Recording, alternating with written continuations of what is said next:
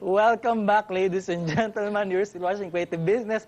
Huwag niyo pong tanongin kung bakit ako tumatawa dahil hindi ko po pwedeng sagutin on air kung bakit ako tumatawa. Third segment, final stretch of Creative Business for today. Two wonderful individuals who are going to speak at the Entrepreneur Success Summit 2014. Janet Toral is an e-commerce advocate and founder of digitalfilipino.com. Lagyan na natin yung .com para diretso sa website. And Kian Kazemi, former PBB housemate and now the president of Persia Grill in the studio. Ladies and gentlemen, welcome to the show. Hi, Lloyd. Thanks for having us, Lloyd. Thanks for... It's good to be in your seats, best seats in the house. Yeah, it's not actually mine. Hiniram mo lang. Hiniram ko din lang. But thank you so much for sitting there. I don't even know kung pinaalam ba natin yung upo. Ako, ba't ako nandito eh? Hindi ko alam. Alright, first question probably sa'yo muna. Right, sa'yo lang muna kasi mas malapit ka sa akin. Bakit ka lumabas sa bahay ni Kuya? Next question, please. Okay, next question. When did you start Persia Grill? 2007. I'll accept this question, Lloyd. 2007, and this was a nice concept how it came to life. It's from school. I was studying hotel restaurant management in LaSalle. Studying, that means you're studying. Nasa school pa ako, ng college student. And then my friends, I would invite them to my house, and we would, when it's my birthday or there's a special occasion, we'd create Persian dishes that we cook at home, and then I'd also sell sandwiches in school. And they were like, you know, we were joking around. They'd say, oh, bro, magbukas ka ng restaurant. Okay yung food mo, ganyan. So nagsimula sa joke. Naniwala ka naman. Naniwala ako. So nagtiwala ako sa sarili ko. Ayun na. And then Persia Grill was born. Yeah. 2007. Yes. And now it's growing, I've heard. Yeah, we have 9 branches, and the first franchise we are about to open very soon in Blue Bay Walk, Macapagal, and the 8 are family-owned. All right. I thought it's a product of you being inside the bahay, no? Well, that just helped because nag-timing, nagkataon na tinawag ako ni Big Brother na sumali sa Hindi mo season sinadya, 2. Hindi ko sinadya, na-aksidente. Akala ko marketing Maling style. pinto ang napasukan ko, kaya umabot ako dun. So kahiyaan na lang, pinapasok ka na rin. Oh, sabi na, pasok ka na lang. Miss Mukha Janet, magulo. Miss Janet, you have been in the e-commerce for quite a long time. I'm not saying other things. At nagkita na tayo nung iBlog 2 with your first book. Ilan na ngayon yun? Diba? In your first book about jobs. Yeah. Let's talk about social media marketing, internet marketing. Marami na mga seminars ang ginawa tungkol dito. Natuto na ba yung mga Pinoy tungkol sa paggamit nito? I think kasi dahil ang dami pang segment na pwedeng i-reach out, hindi pa lahat gumagamit. Kaya marami pa rin ang gustong matuto. And kaya siguro kung tuloy-tuloy pa rin yung opportunity sa kanya, dahil pabago-bago rin yung mga technologies na ginagamit natin at pabago-bago rin yung policies nila. At mas dumadami rin yung tools para mas mapadali. Kaya siguro nandun pa rin yung opportunity na ituro siya ng ituro sa tao. Nakakasabay ba yung policy, yung change ng policy doon sa change ng technology? Or mas mabilis ang isa sa isa? I think halos they tend to catch up with each other. Kaya lang yun nga na mas nagiging restrictive yung market, no? Di ba, tayo, aggressive tayo sa Facebook. And then all of a sudden, biglang binaba ni Facebook yung organic reach rate mo, Right. no? Konti na lang makakakita nung pinopost mo. So all of a sudden, mag-aaral ngayon yung mga tao na, paano yun kung konti na lang makakita? Anong pwede kong gawin na pag nag-post ako, mas marami pa rin makakakita sa kanya. So bagong aral na naman sila, unlike before, maglalagay sila, dami kagad makakakita. Eh kung ayaw naman nila mag-advertise, so they have to find ways pa kung I'm sure, paano nila magagawa diba? yun. Sino bang gusto mag-advertise? Hanggat makakamura, Hanggat bakit makakamura, hindi? bakit? Kung pwedeng libre, di ba? Lahat ng libre pag sa Pinoy, di ba? Exactly. You're targeting which part of market pala? I mean, market segment ng Persia Grill. Everyone who wants to eat good food. Basically, whoever is hungry are welcome to our doors. We got Whoever is hungry with money. No, we have affordable pricing. Our Pera pa pricing, din yan. we have sandwiches, 85 pesos, and business meals for the working people.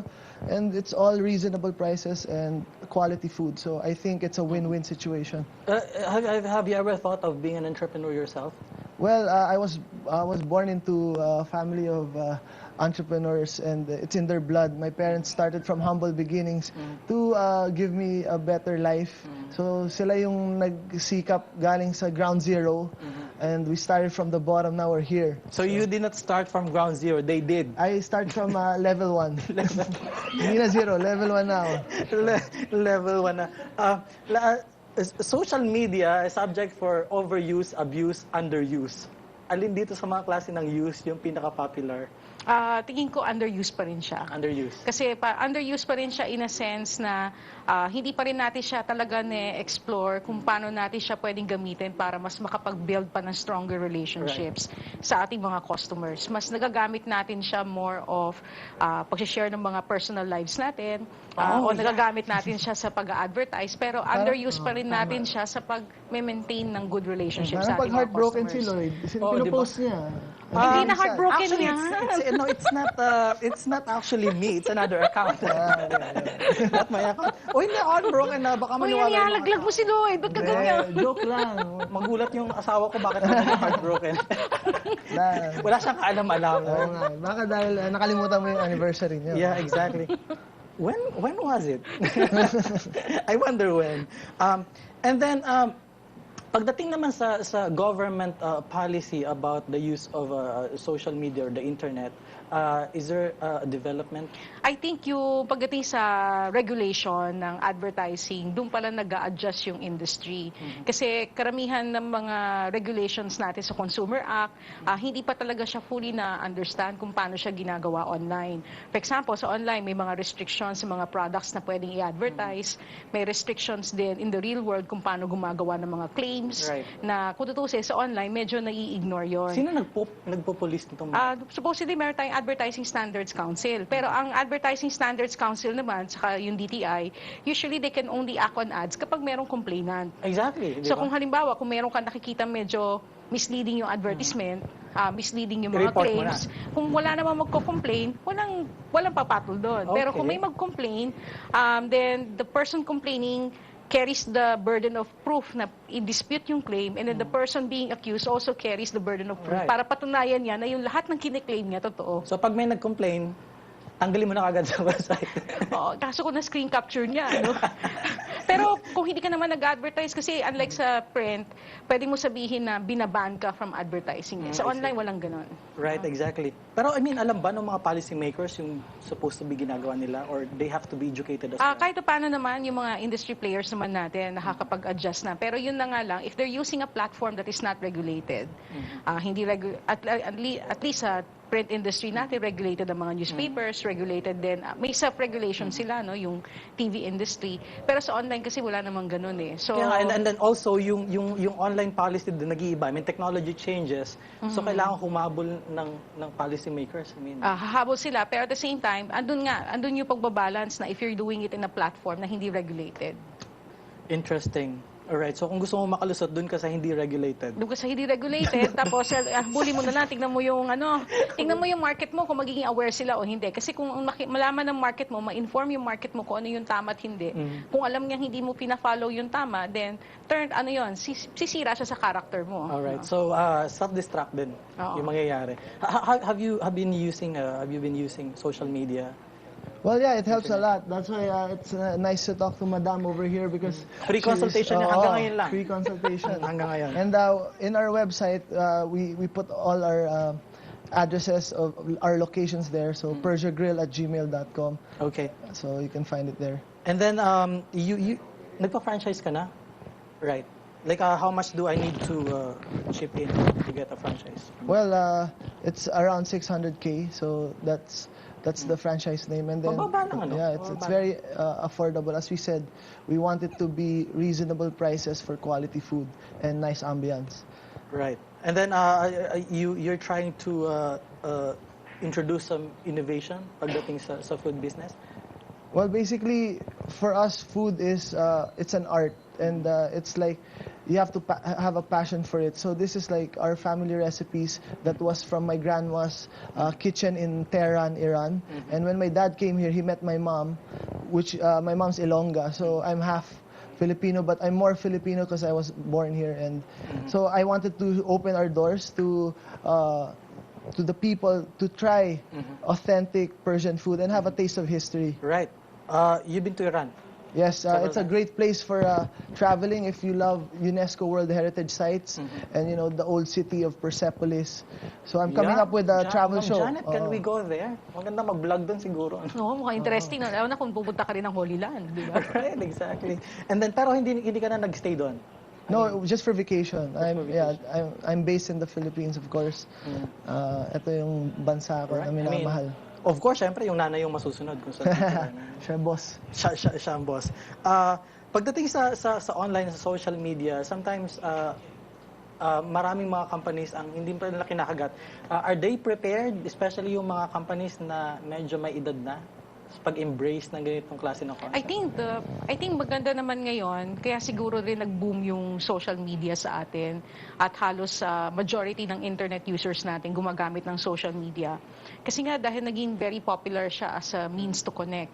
Kaya nangyayari ngayon halos lahat ng businesses MLM, real estate, food, retail, lahat nagmamarketing na online at lahat gumagamit ng social media. So it's more of pag-a-adjust nila dun sa mga nangyayari sa mga changes sa market, pag-a-adjust din nila sa competition. Kasi the more businesses use social media, mas lumalaki ang competition mo. Right. And then yung pressure nandun na, no? Oo, nandun na. Online is the future, I believe. Online is the future and the future is now. Yes. Philosophy ka talaga. Philosopher. Magandang tagline yun. Pero for a while, parang nandun sila sa takot na hindi nila alam kung i-embrace nila yon. I think yung mga first parts lang, pero I think now, halos lahat naman nag-i-embrace na. It's more of yung how much are they going to spend. Although there's a growing amount of is being invested in this case, na sinasabi nila 3%. Noong una lang ang ini-invest sa space na yon. Pero ngayon, I think maabot na rin ng 10% ng advertising budget ini-invest na sa digital marketing. Or it is expected to go to that direction. Lalo na yung popularity ngayon ng mga mobile apps. Right. So siguro kung meron mang makakapag-alis ng traffic sa social media, yun yung pag-grow ng mobile apps. Kasi imbis na yung gastusin mo siya sa advertising, gastusin mo na lang na gumawa ng app. Sa sariling app. And then you make your app popular and available. And of course, you have to make it very useful to the public. At least sa'yo na yun, yun na rin mismo yung point of sale mo. I mean, kung Oo, pwede. gawin mo ng loyalty program, lahat-lahat, no? Saka malaki naman yung screen ng iPad, no? Para marami yung mga icons doon. Pwede ka na magkasya. Basta useful ka, itatago ka ng tao. Pag ayaw na niya sa'yo, delete. Exactly. Madaling i-delete, eh, di ba? Delete. What are you going to talk about come June 28 dito sa Entrepreneur Success Summit? Well, basically, I'm gonna try to share my experiences and stories so that people who want to create a business would learn the 5 steps to success. And I'm gonna be discussing, 5 steps. yeah, No more, no less. no more, no less. But you know, we have limited time, so I could expand. But you gotta remember the core values if you wanna start up a business. And it's nice to, you know, give job opportunities to people, and it's a good way to advance the economy and help your own country and countrymen. Oh, that sounds the president. Kung mabubuhay ka ulit, you're going to do the same thing? Magbi-business ka pa rin ba? Or meron ka pang ibang gustong gawin aside from doing Well, business? my other passion is traveling, so I'm coming up with a travel show, which is basically produced by me, and it's Watched another by side. me. Yeah. Produced by me, directed by me. Yeah, it's actually it's very promising. It's we have a good team, and it's coming online. It's called Kian is Nowhere, and you're gonna, if you're nowhere, you know, you find yourself, and now you're here. So Now that's philosophical. Thank you so much for that. And then, Ma'am Janet, anong i-discuss mo sa summit? Actually, kasama ako sa startup panel. So siguro it's more of sharing experiences, sharing suggestions and insight on that topic. I mean, kasi pwede ka talaga mag-start ng business using the internet na. Diba? Yes, Kahit doon yes. ka muna magpakilala. Thank you so much for your time. I really appreciate it. Thank you, Thanks, Lloyd. Lloyd. Appreciate it. Thank you, Ms. Janet. This has been your edition of Creative Business. I'm going to see you again next week. Stay tuned, everybody. Huwag kayong mawawala sa GNN, sa Sky 213, sa Destiny Channel 8, and sa GSAT Channel 1. Bye, everyone.